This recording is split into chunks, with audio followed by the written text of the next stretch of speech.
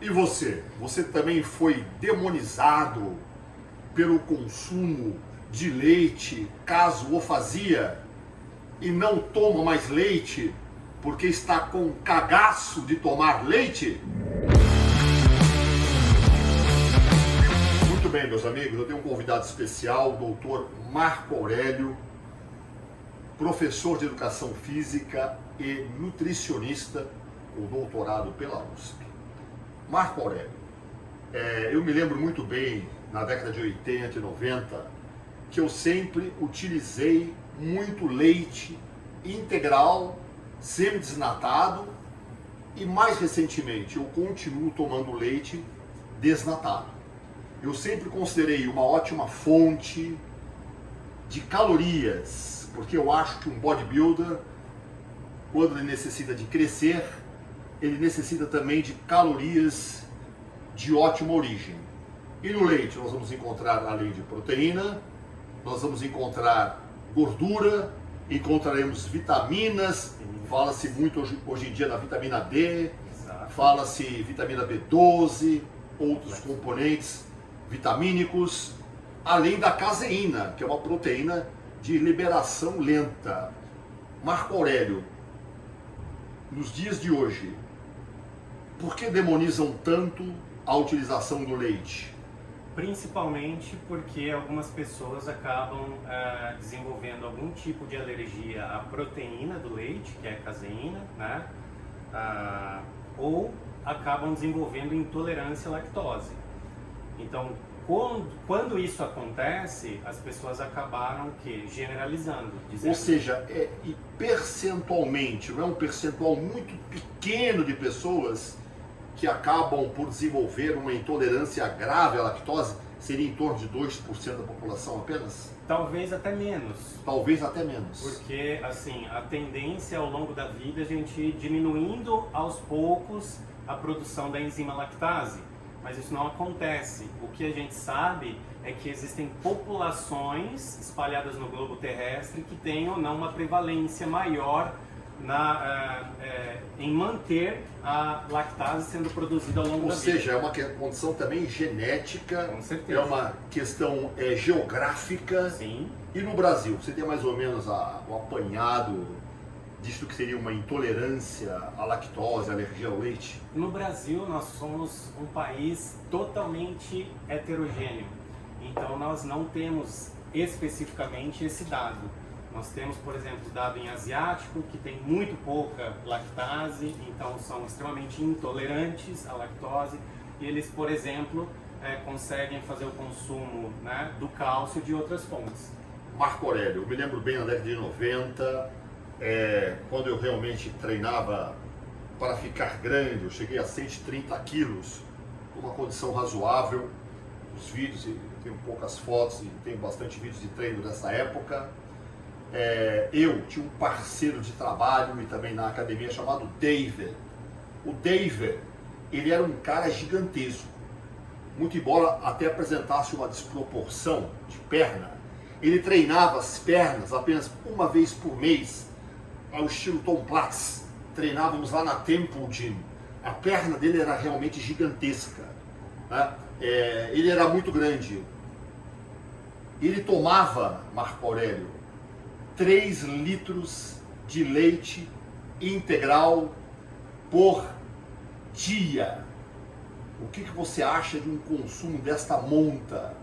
Eu ingeria cerca da metade de 1,5 litro de leite integral por dia e misturava com o Met-Rx. O Met-Rx é o Meal Replacement, chamado RX. Foi o primeiro que existiu, onde já havia caseína, whey protein, maltodestrina. É um mix, é um Meal Replacement. Eu batia ele com leite integral, cerca de 1,5 litro por dia. Eu tinha 130 quilos. O David, ele me disse que ele tomava 3 litros de leite integral por dia. O que você acha disso, Marco Aurélio? Uma excelente fonte proteica, principalmente para quem procura estimulação máxima, por exemplo, da síntese proteica e hipertrofia muscular. Normalmente a gente escuta que você nem pode misturar o whey protein com o leite, Na verdade, você até deveria fazer isso, porque você precisaria usar menos Preste whey atenção. protein. Ótimas diretrizes vindo do Dr. Marco Aurélio. Lá no passado, Marco Aurélio, nós batíamos normalmente a whey acompanhado de água, porque dizia-se que diminuiria a absorção daquela na hora em que você necessitaria de uma absorção rápida, mas no restante do dia sempre misturávamos a whey com o demonizado, nos dias de hoje, leite, que aqui está. Eu acho bem interessante, né? Existem vários trabalhos, há alguns da década de 90 para frente, mostrando que o leite realmente tem uma capacidade, uma quantidade proteica muito bacana e consegue estimular muito bem a síntese proteica. Tem um trabalho muito legal de 2012 da Louise Burke que mostra que o leite desnatado, o pico de aminoácidos no sangue é um pouco mais rápido do que a whey protein propriamente dita. Então é uma excelente fonte proteica. Marco Aurélio, hoje em dia, Valdemar Guimarães, 60 anos de idade, não apresenta intolerância à lactose, não tem problemas de alergia ao leite. Eu misturo minha whey hoje em dia com o leite desnatado para fazer o meu shake. Ainda bato, né? Escolho uma ótima proteína em pó, ainda bato com aveia e alguma fruta. Você acha que eu posso continuar com essa diretriz? Com certeza, deve. Na verdade, a gente tem uma coisa bem distinta hoje, né? Eu não sei se vocês perceberam, mas a gente tem aqui, ó, o leite de saquinho, né? Esse é muito pouco difundido hoje, principalmente Quase não existe mais. por causa da validade, né? O leite de saquinho, não sei se todo mundo lembra, né? Mas o leite de saquinho, a validade dele é um pouquinho menor, porque ele é somente pasteurizado, uma temperatura de mais ou menos 72, 75 graus, para eliminar as bactérias patogênicas, né? E hoje em dia o mais difundido, o mais vendido é o leite UHT, que é o longa-vida. É o chamado longa-vida, que é o Ultra High Temperature. Então o processo que passa esse leite de caixinha, que vocês ouvem que é o demônio do apocalipse, porque ele dura 4 meses na prateleira, simplesmente porque ele passa por um processo de ultra alta temperatura. A tecnologia também foi demonizada. Criaram problematização em função de uma ótima tecnologia capaz de manter aquele leite em condições Estéreis. de consumir por muito mais tempo. Será que isso sempre é uma coisa ruim? É lógico que não. Exatamente. Então o que acontece? Quando é feito esse processo industrializado do leite, ele é envasado num ambiente totalmente estéril. Então a ultra temperatura elevada acaba com todas as bactérias patogênicas, inclusive as boas. Então não tem bactéria alguma. E ele é envasado no ambiente estéril. É por isso que ele dura mais tempo na prateleira. Simples assim. Ou seja, leite, um ótimo alimento. Excelente. Se você tem intolerância, não tome. A intolerância muitas vezes é pequena e passageira.